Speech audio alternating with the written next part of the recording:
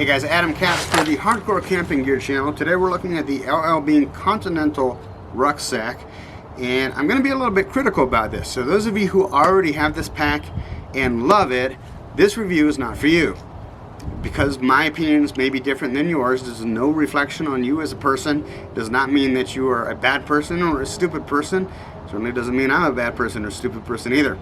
But this review is really for people like me, if I can go back in time before I bought this pack, to basically tell you some things that maybe you weren't aware of or you weren't sure of, or you didn't get from some of the reviews where people just absolutely love this pack. And there's a lot to love about this pack.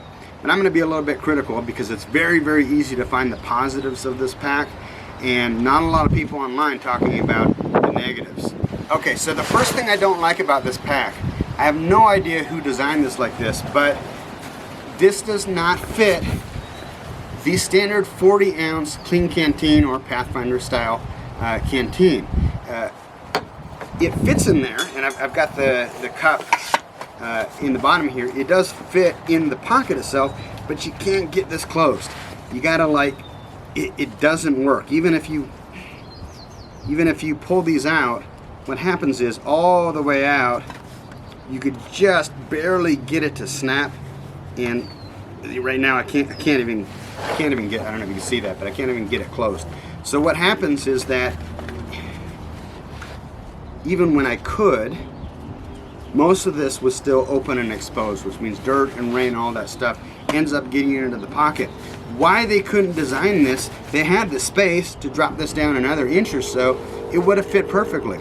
So what I've done is, because apparently I like to spend money, I've got the smaller one. I think it's a 27 or 28 ounce, which apparently will fit in this and allow you to close the top over it so that everything is closed up.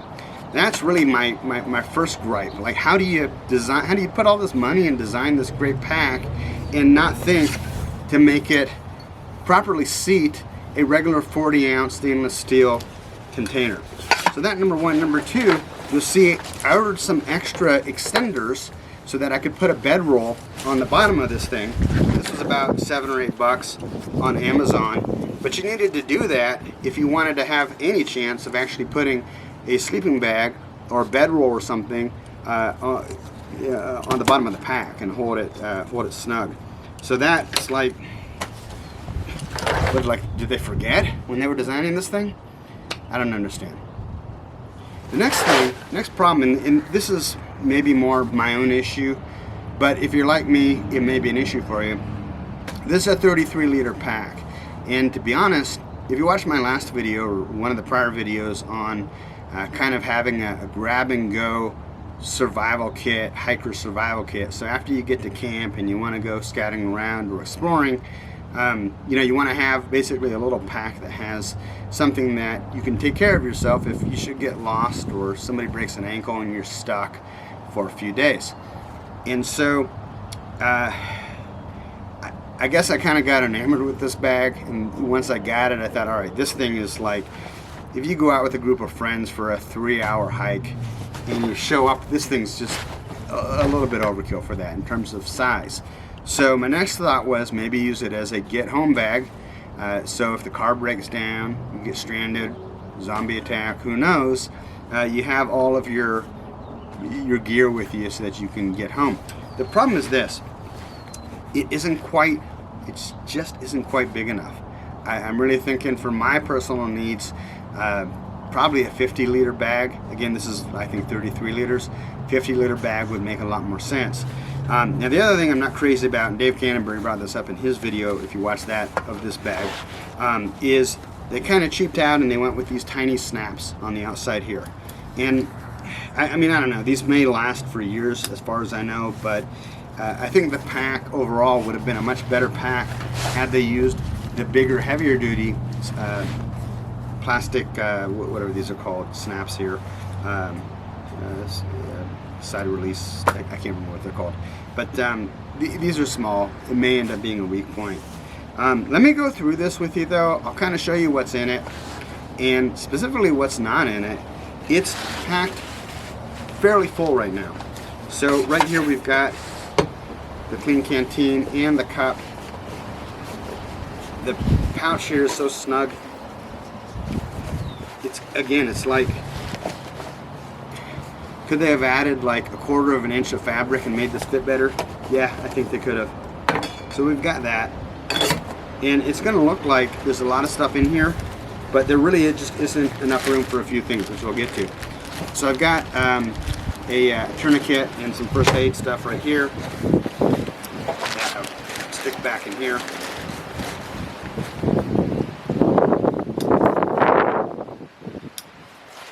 On the left-hand side, we have a Baco Laplander saw, a Mora knife, and a Swiss Army knife. You've noticed I put some orange tape on a lot of this stuff, because when you drop this on the ground, when there's a lot of leaves and dirt and stuff, it's really hard to find some of this stuff if you don't have something bright attached to it. So we've got those on the outer pocket. Inside the pack,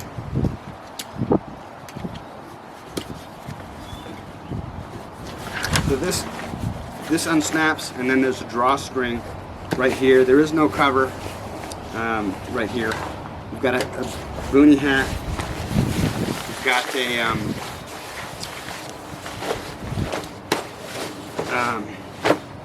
bivvy, the U.S. Army bivvy. We've got a Frog Togs poncho. We've got water purification. We've got basically a fire kit, some lighters, and a ferro rod, some tinder, a little candle. Might excuse me, I might do a separate video just on this. Shelter kit. We've got the infamous Mylar emergency blanket and 4 stakes. Again, seems like a lot, right? Well, wait. Cotton bandana and spare pair of glasses. Heavy, I think 4 mil trash bag. Bottle holder. And some tape and some sharp clips. And that is, no, one more thing. Headlamp and extra batteries. That's it. I think, nope, I'm wrong. There's more. Oh wait, there's more. We've got a compass and some safety pins, and we've also got a micro survival pouch, which I did a review on this in the other video. This would go in my pocket, but that's no, sorry, there's even more. What do we got here? Some cash and some wet wipes and a couple of pens. And that's it. Seems like a lot of stuff, but you'll notice what's lacking. There's no space for a jacket. There's no space for a vest. There's no space really for long underwear, base layers, and additional shelter type stuff. For example, like a sleeping bag, or even like a snug pack jungle blanket, some kind of warming layer.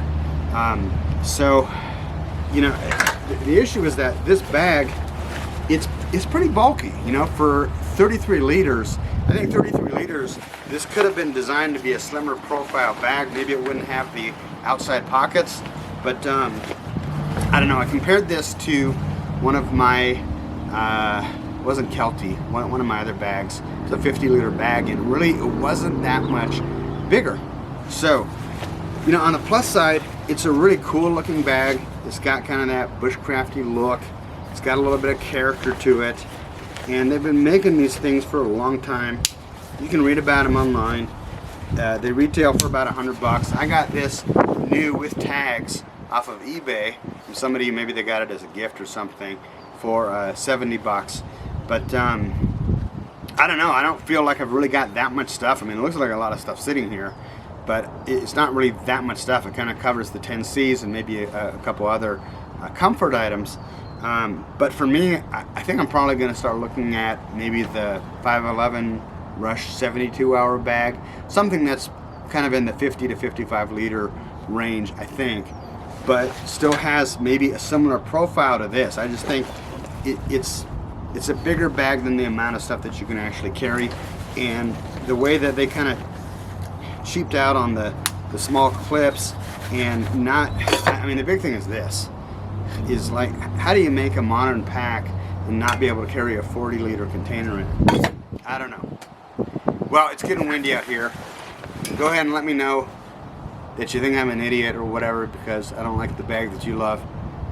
But for me, the hunt continues. So if you've got a bag that you love, and I do have an Alice pack, which is very, very similar to this, a medium Alice pack, which I think is, I want to say 40 liters, but I don't want something that looks quite so mil-spec, if you know what I mean. Something a little bit more gray man. If you got a bag that you love, post it in the comments because I'd love to read about it and maybe investigate that bag and figure out what I'm going to get next. Hey, I'm Adam Katz for the Hardcore Camping Gear channel. If you haven't and you like this kind of stuff, be sure to like, share, subscribe, hit the notification bell, and we'll see you in the next one, guys. Take care.